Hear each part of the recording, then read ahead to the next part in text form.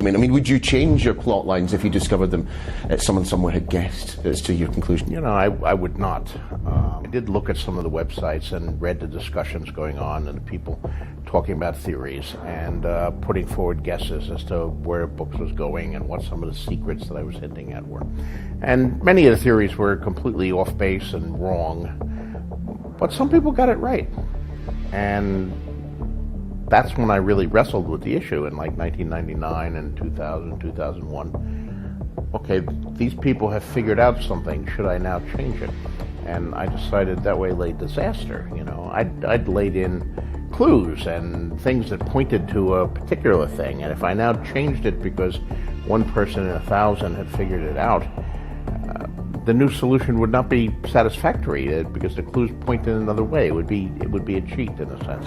But what do you do then? Do you change it and come up with something goofy and outlandish that you haven't done the foreshadowing for, that you haven't laid the foundation for, just in order to surprise people? I mean, sure, I could have like aliens come down, and that would certainly surprise the hell out of everybody. No one is predicting that, but it would ruin the series.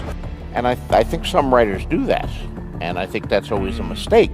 Yeah. If you've planned your book that the butler did it, and then you read on the internet, someone has figured out that the butler did it, and you suddenly change in midstream and it was the chambermaid who did it, then you screw up the whole book because you get this foreshadowing early on, and you've got these little clues you planted, now they're dead ends, and you have to introduce other clues, and you're retconning.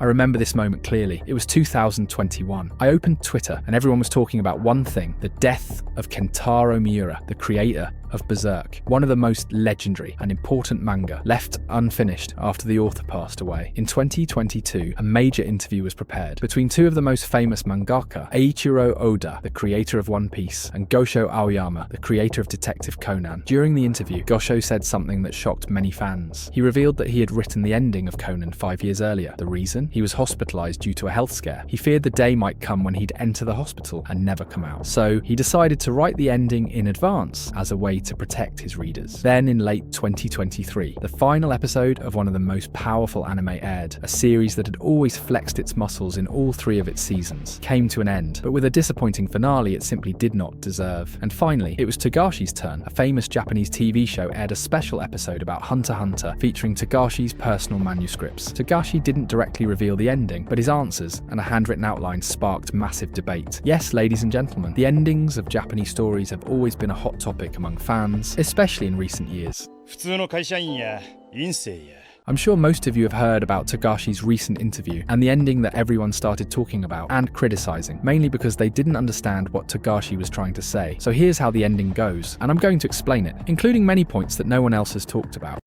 The events of this ending seem to take place more than 70 years after the current storyline. The setting is Whale Island, the hometown of both Ging and Gon. It starts with a little girl named Jin holding her fishing rod, trying to catch something in the water. Suddenly her rod shakes violently, and we find out what she's trying to catch, the lake monster, and she actually succeeds. Later we learn that this girl is Gon's granddaughter. It also appears that Ging Freaks, the original one, has passed away during this time, and the girl was named Jin as a tribute to him. Was it a natural death? Was he killed during the Dark Continent arc? We don't know. What we do notice, though, is that little Jin has impressive strength and skills. This confirms something important. The Freaks' bloodline passes down physical power and sharp instincts. Gon was never an exception. His strength wasn't just from training or his routines on Whale Island. This suggests there's something unnatural in the Freaks' lineage. I'm not saying it's exactly like the Kurta eyes, but there is definitely something hidden in the Freaks family, something we will likely discover later, especially through the character Don Freaks. Now back to the story. Jin carries the lake monster and presents it to her mother. She says, "Just like I promised, Mum, I caught the lake monster." It's the same scene we saw with Gon and Mito, but this time it's the opposite. Back then, Gon had to catch the lake monster to be allowed to take the hunter exam, but here, the condition is not to take the exam. Unlike Mito, who didn't want Gon to leave, now it's flipped. Jin doesn't want to leave the village, but her mother wants her to become a hunter. Jin's mother tells her husband, "I thought catching the lake monster would ignite her passion for hunting. Don't you agree?" The father replies, "We should respect her choice. She just wants to inherit the shop." But the mother doesn't give up. She still wants her daughter to become a hunter. She asks her husband, why are you and Jin like this? No sense of adventure or challenge. It must be the blood of Mito and Noko. We all know Mito, but many of you might not remember Noko. Noko was the little girl who was the same age as Gon on the island. She's now Gon's wife. Jin's mother blames this lack of adventure on the influence of Mito and Noko, since both were against Gon becoming a hunter. And I want you to remember this detail, because I'll explain something very important later. About Togashi's personal life, Jin's mother continues speaking, saying that Gon became a famous hunter, and that Jin will surely leave the island one day and follow in her grandfather's footsteps. Jin hears her mother's words and responds from afar, I'll never leave. She was far from her parents when she said that, but thanks to her incredible hearing, she heard the entire conversation. That's yet another sign that the Freaks' bloodline isn't ordinary. The scene shifts. We see Jin in Mito-san's shop, cutting up the lake monster, and here, Togashi gives us a very important hint about why Jin doesn't want to leave the village. Jin says that whenever her grandfather, Gon, would tell stories about his adventures, Noko would quietly leave her seat and avoid listening. Why? Because Noko always felt lonely. Gon left her behind to take the hunter exam, and he was the only one her age on the island. Even after marrying her, he often left again, always off on some new journey or adventure. Jin says she doesn't want to wait for someone for years, and she also doesn't want to make anyone else feel the way her grandmother did. She simply wants to stay with the ones she loves forever. Jin understood her grandmother's loneliness, and she didn't want to pass that pain on to anyone else. This is a powerful reflection of Togashi's own life. In older anime, especially from Togashi's generation, the final episode often ends on a hopeful note, with the hero's son setting off on the same adventure, a symbol of continuity and endless ambition. But here, Togashi did the opposite, and I believe the reason for that is something deeply personal. During the same year he shared this ending with the TV show, Togashi lost both his mother and father. When Togashi decided to become a mangaka, he left his parents behind and moved to Tokyo, alone and under extremely difficult conditions. He didn't even have a table to draw on. Of course, he had his own adventures in this world, the good and the bad, but in the same year he wrote that ending, he lost both his mother and father. And maybe a part of him thought about that ending, not to make it official, but to share a message with his readers, quietly and indirectly. Maybe he regretted not spending more time with his family. Maybe he just wanted to express that feeling. So,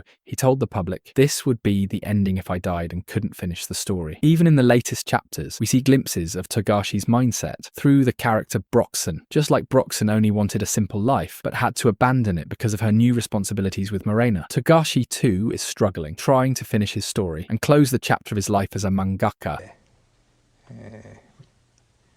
みんな見ててくれると嬉しいんですけれども、ジャンプの方とちょっとだけ内容が違ってたりして、お得感がありますのでぜひ。 Alright, we've explained this ending, but we haven't placed it in the right context, nor have we highlighted something many people completely overlooked. Togashi once said that he has 5 models for the ending of Hunter x Hunter. Focus on the word models, because what he said carries a specific meaning, and I want to break it down for you professionally. Togashi didn't say he had 5 different endings, he said he had 5 models. By using the word model, he's likely referring to the narrative style or structure, not the outcome itself. In other words, there may be one core ending, but multiple ways to tell it. It's like having a clear vision of how the story ends, but experimenting with different paths to get there. Different emotions, pacing, and setups. Maybe it's still a raw idea, and Togashi is trying to mold it into the best ending possible. Imagine it like this. There are 3 roads that all lead to the same destination, each one with its own twists and turns, but the final stop remains the same. Togashi may be considering multiple story arcs, one sad where key characters might die, and one more hopeful with a happy resolution. The real challenge is, how do you reach that final point? How do you make the readers emotionally invested? How do you make that last moment hit hard and deliver a satisfying, meaningful conclusion? Togashi said he has 5 models, and based on his 30+ years of experience as a mangaka, he predicts the audience reactions like this. Model 1 will satisfy around 80% of the readers, while the remaining 20% won't like it. Model 2 will split opinions evenly, 50-50. Model 3 will probably only be liked by 10% of the readers. But it's Togashi's personal favourite, and I'm guessing that most of you, like me, are secretly hoping he chooses this third one. Model 4 is the story we mentioned at the beginning, the one he doesn't plan to use. And finally, Model 5 is something new, a possible idea that might come to him in the future. It could be an entirely fresh concept, or a fusion of the previous models. Togashi describes this as a personal challenge, a kind of competition between versions of himself. He wants to outdo himself and give Hunter x Hunter the best possible ending it deserves.